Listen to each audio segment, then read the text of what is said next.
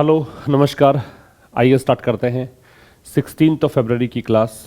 Editorial हम discuss करेंगे unbonded. Unbonded क्यों कहा गया है इसको? क्योंकि यहाँ इलेक्टोरल बॉन्ड जो होते हैं उसको स्ट्राइक डाउन किया है सुप्रीम कोर्ट ने, इसलिए कहा है अनबॉन्डेड, बगैर बॉन्ड के। ठीक है, ये एडिटोरियल है striking down of the electoral bond scheme by the supreme court. Strike down क्या होता है वो समझिए। स्ट्राइक डाउन एक फ्रेजल वर्ब है, इसका मतलब होता है नलीफाई करना। ठीक है, क्या कहेंगे इसे? इसे कहेंगे नलीफाई करना, या फिर आप इसे क्या कहेंगे? इसे कह सकते हैं एनल, मतलब रद्द करने को बोलते हैं स्ट्राइक डाउन। रद्द करना स्ट्राइक डाउन कहलाता है। तो एडिटोरियल है किसको लेकर? स्ट्राइक डाउन करने को लेकर, रद्द करने को लेकर। किस चीज को?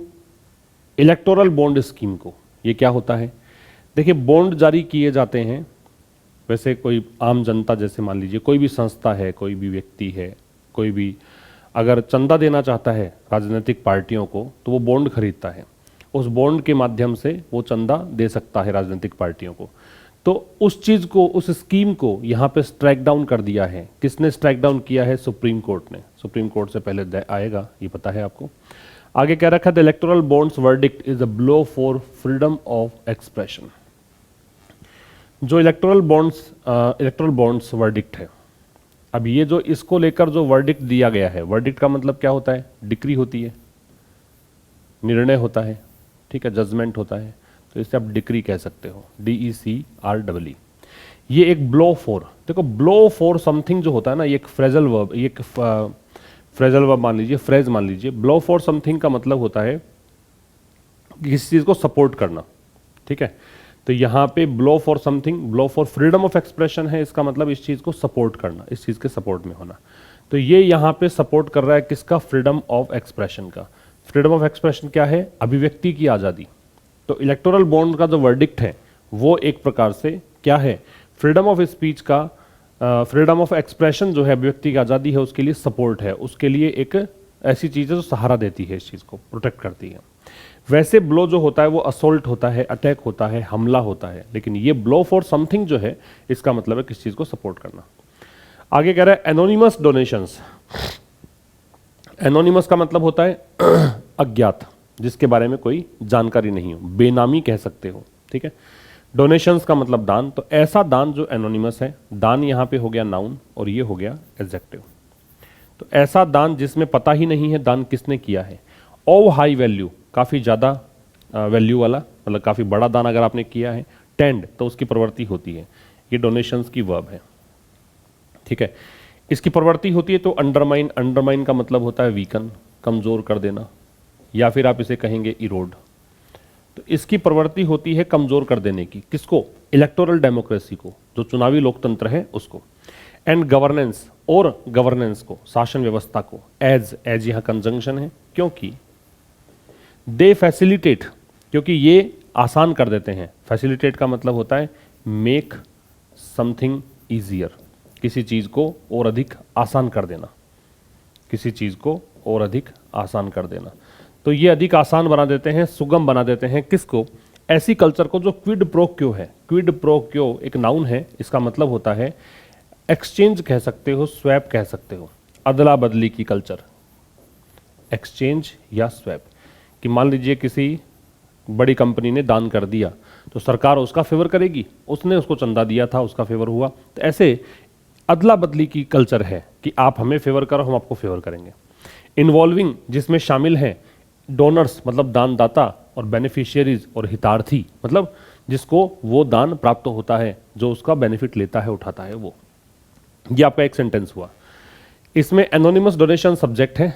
हाई वैल्यू की जो एनोनिमस डोनेशंस हैं, जो बहुत ज़्यादा मूल्य वाली दान है और बेनामी दान है, उसकी प्रवृत्ति ये होती है कि ये इलेक्टोरल डेमोक्रेसी को कमज़ोर कर देता है और गवर्नेंस को कमज़ोर कर देता है।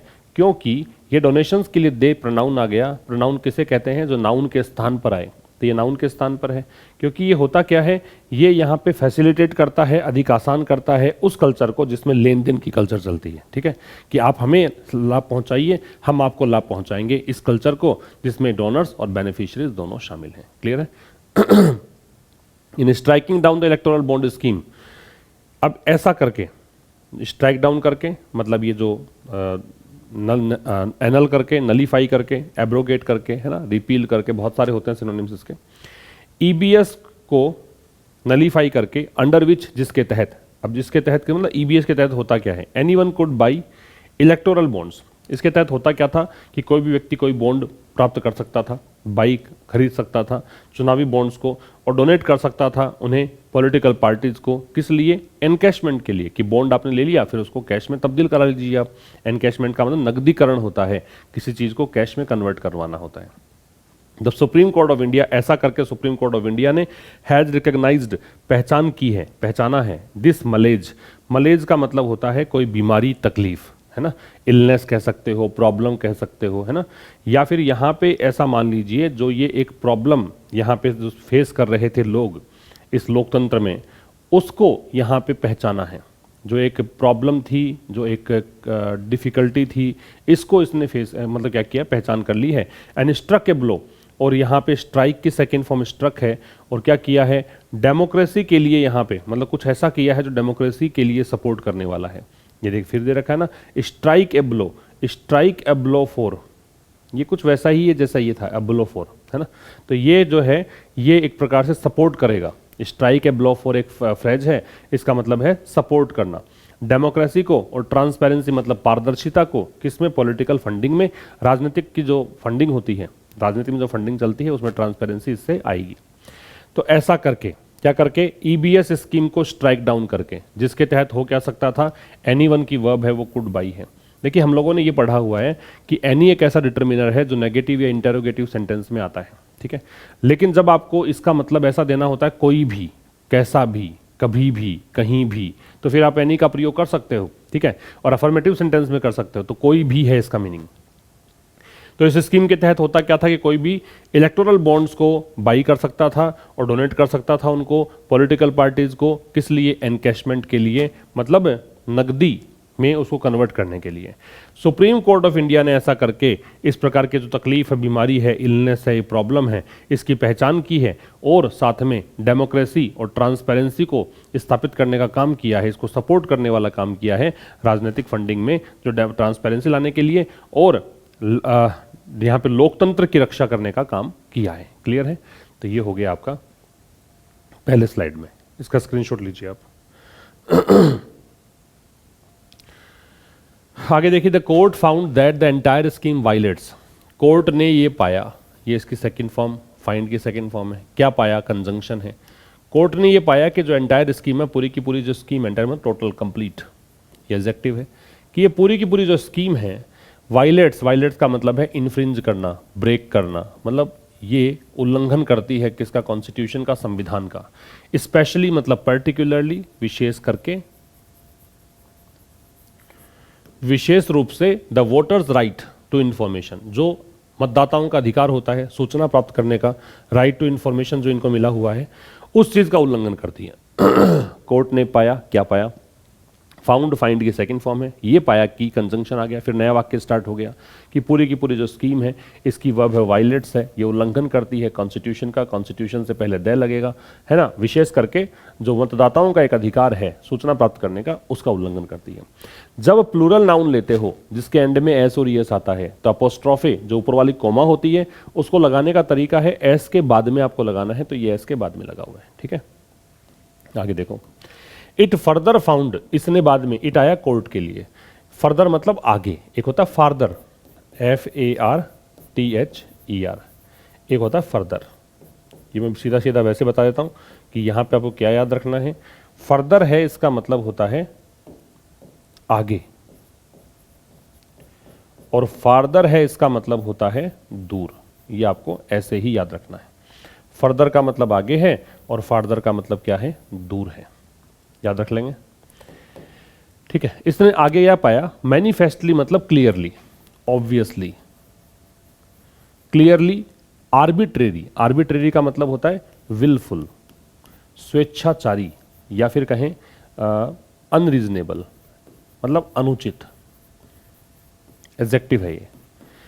तो फिर कंपनी ने मतलब कोर्ट ने आगे ये पाया कि ये क्लियरली क्या था, स्वेच्छाचारित ढंग से या रैंडमली या अनुचित था क्या? Amendment to the companies act. Amendment संशोधन को बोलते हैं, अमेंडमेंट में टू लगता है।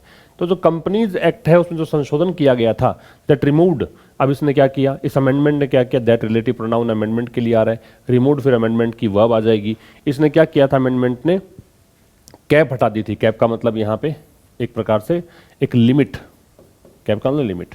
पहले एक लिमिट हुआ करती थी कि जो कंपनी का प्रॉफिट है उसका 7.5% ही दान हो सकता है, ठीक है। इसी को दैट यहाँ पे आ रहा है इस प्रॉफिट के लिए 7.5% के लिए, ये 7.5% जो है उसको डोनेट किया जा सकता है पॉलिटिकल पार्टीज को विदाउट एनी रिक्वायरमेंट, बिना किसी रिक्वायरमेंट के। क्या? Disclose details. रिक्वायरमेंट किस चीज़ की? कि इसमें डिटेल्स डिस्क्लोज करने की जरूरत नहीं थी, है ना, मतलब बताने की जरूरत नहीं थी, कुछ डिटेल में जाने की जरूरत नहीं थी। Of the recipient parties, details किसकी?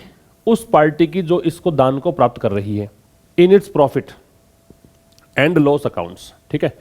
अब यहां पे क्या कह रहा है, प्रॉफिट और लॉस अकाउंट की जानकारी यहां पे लेने की जरूरत थी नहीं। फिर समझ लीजिए एक बार, इट फर्दर फाउंड, इट यहां पे कोर्ट के लिए आ रहा है, इसने आगे ये पाया, क्या पाया, मैनिफेस्टली आर्बिट्रेरी, मतलब क्लियरली ये एक मनमाने ढंग से किया गया था। क्या? अमेंडमेंट कंपनीज एक्ट का, जिसके तहत क्या था, जिसके तहत यहां पे ये था कि भाई इसमें ये हो गया था कि पहले एक लिमिट हुआ करती थी कि केवल आप कंपनी के प्रॉफिट का 7.5% ही दान कर सकते हो, उस लिमिट को ही हटा दिया, ठीक है। और 7.5% जब दान कर रहे हो तो उसके अंदर क्या है कि पॉलिटिकल पार्टीज को बिना किसी रिक्वायरमेंट के कि आप अपने डिटेल्स को बताए बगैर, कि रेसिपिएंट पार्टी डिटेल बताए बगैर ही आप इसको कर सकते हैं, है ना। किसमें? प्रॉफिट एंड लॉस अकाउंट्स में, कि कंपनी अपना प्रॉफिट एंड लॉस अकाउंट बनाती है, उसमें प्रॉफिट हुआ कि लॉस हुआ, उसके अंदर कम ये बताती नहीं है कि किस पार्टी को हमने चंदा दिया है, किस पार्टी को सहयोग किया, ऐसा था, उसमें लिमिट को इन्होंने हटा दिया। तो ये मनमाने ढंग से किया गया था, क्लियरली ये क्या था, इस प्रकार का ये एक मैनिफेस्टली आर्बिट्रेरी इसको करार दिया कोर्ट ने। एक बार इसको स्क्रीनशॉट ले सकते हैं आप।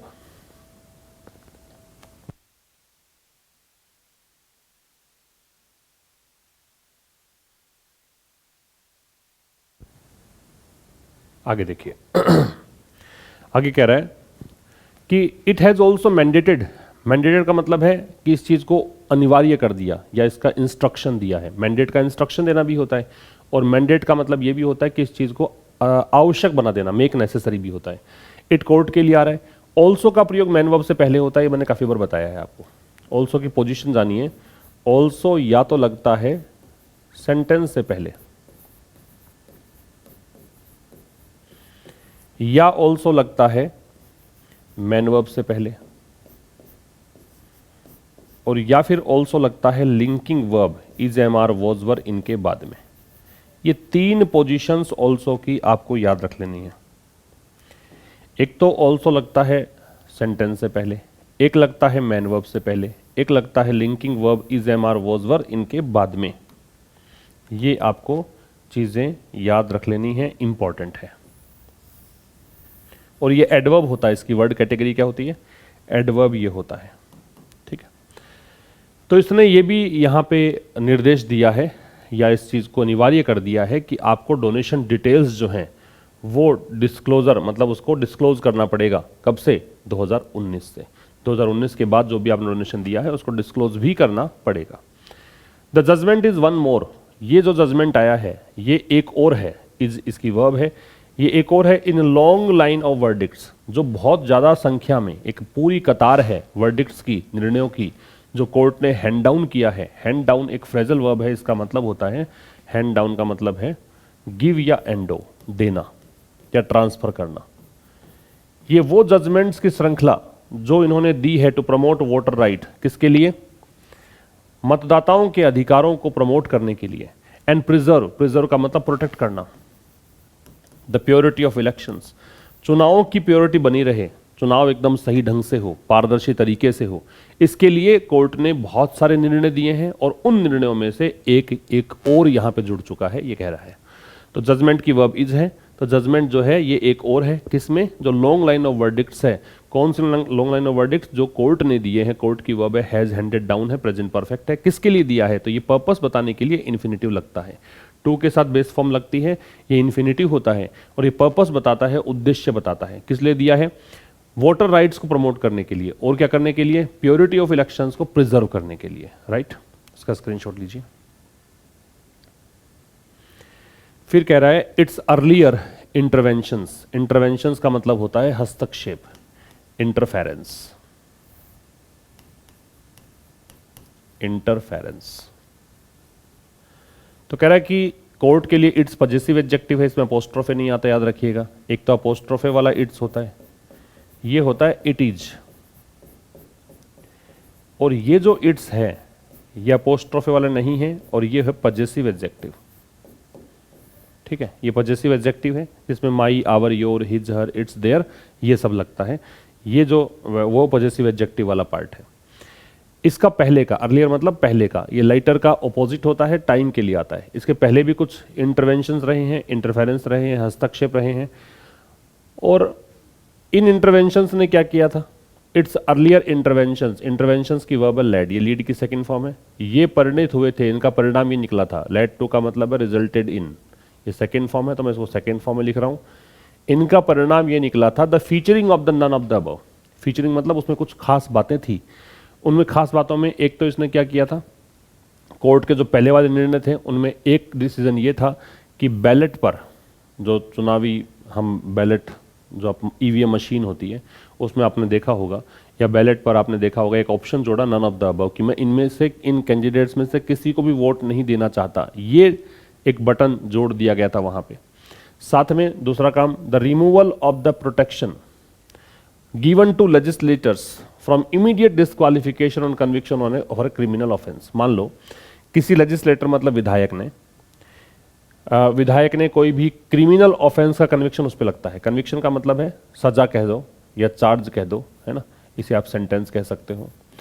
क्रिमिनल ऑफेंस का मतलब हो गया कोई भी अपराध इसने किया है ना, और उसका उस पर सजा हो गई उसको, तो तुरंत उसको डिस्क्वालीफाई नहीं कर सकते थे, ऐसा उसको प्रोटेक्शन मिला हुआ था, उसको हटा दिया था, ये रिमूवल हो गया। रिमूवल यहाँ पे नाउन है, द डिटर्मिनर है।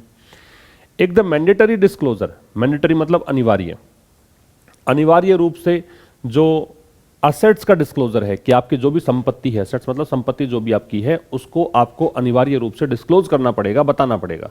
एंड क्रिमिनल एंटेसिडेंट्स, एंटेसिडेंट्स का मतलब होता है फोर रनर, या इसको बोलते हैं प्रीकर्सर, पूर्ववर्ती को बोलते हैं, पहले जो घटित हुआ उसको बोलते हैं। और कह रहा है कि criminal antecedents of the candidates, आपको बताना पड़ेगा कि पहले कोई आपराधिक आपकी कोई पृष्ठभूमि तो नहीं रही है, इन देयर इलेक्शन एफिडेविट्स, किसमें, चुनावी घोषणा पत्र में, शपथ पत्र में। एफिडेविट होता है हलफनामा या शपथ पत्र। एंड एक्सपेडाइटेड, एक्सपेडाइट का मतलब होता है to make something happen faster, to make something happen faster मतलब कोई चीज को गति तेज कर देना, किसी चीज के घटित होने की गति तेज कर देना। ट्रायल्स फॉर एमपीज, और इसमें यह भी किया था इन्होंने कि जो एमपीज और एमएलएज हैं, जो सांसद हैं और विधायक हैं, जो क्रिमिनल ऑफेंसेस में इन्वॉल्व हैं, कौन से सांसद विधायक जो इन्वॉल्व हैं, ये एडजेक्टिव, ये मॉडिफायर है इसका, क्रिमिनल ऑफेंसेस में, उनके लिए मुकदमे की गति भी तेज कर दी, ट्रायल्स को तेज कर दिया था, एक्सपेडाइट कर दिया था कि जल्द से जल्द इनका मुकदमा होना चाहिए। ये सब चीजें कोर्ट ने डिसीजंस दिए हैं बहुत सारे। आगे होगा समझ में। अब ट्रांसलेशन हम डिस्कस कर लेते हैं, और बता दूं आपको कि जो भी मैं पढ़ा रहा हूं ये वाला, इसका स्क्रीनशॉट जो स्क्रीन पीडीएफ है और जो वोकैबुलरी मैंने बताई है उस वर्ड लिस्ट को आप प्राप्त कर सकते हैं टेलीग्राम चैनल से।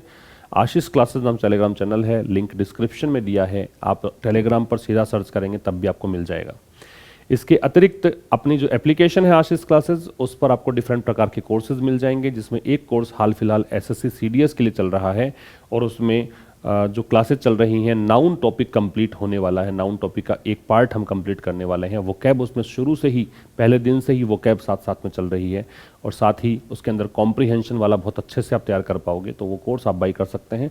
फिलहाल 20 तारीख तक का उस पर ऑफर है, जो डिस्काउंटेड प्राइस पर आप प्राप्त कर पाएंगे।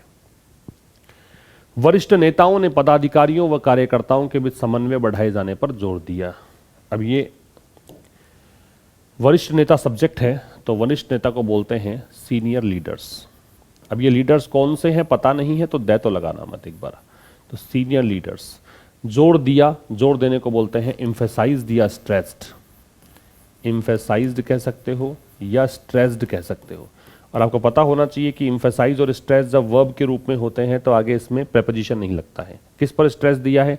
समन्वय बढ़ाए जाने पर। बढ़ाया जाना होता है इंक्रीज करना, तो यहाँ पे आएगा इंक्रीजिंग, है ना, क्योंकि इसमें आगे प्रेपोजिशन लगेगा नहीं, सीधा आएगा इंक्रीजिंग। क्या? समन्वय। समन्वय को बोलते हैं कोऑर्डिनेशन। और समन्वय बढ़ाना किस किस के बीच है? तो दो यहाँ पे कैटेगरी है जिसके लिए बिटवीन हम लगाएंगे। बिटवीन, एक तो है पदाधिकारी, पदाधिकारी को बोलते हैं ऑफिशियल्स या ऑफिस बेयरर्स कह दीजिए। ऑफिस बेयरर्स कह सकते हो या ऑफिशियल्स कह सकते हो। ऑफिस बेयरर्स एंड कार्यकर्ताओं को क्या बोलते हैं? वर्कर्स। ये आपका ट्रांसलेशन हो गया। सीनियर लीडर्स यहाँ पे सब्जेक्ट है। इम्फेसाइज किया है, स्ट्रेस किया है, किस चीज़ को स्ट्रेस किया है? ऑब्जेक्ट चाहिए आपको इसका।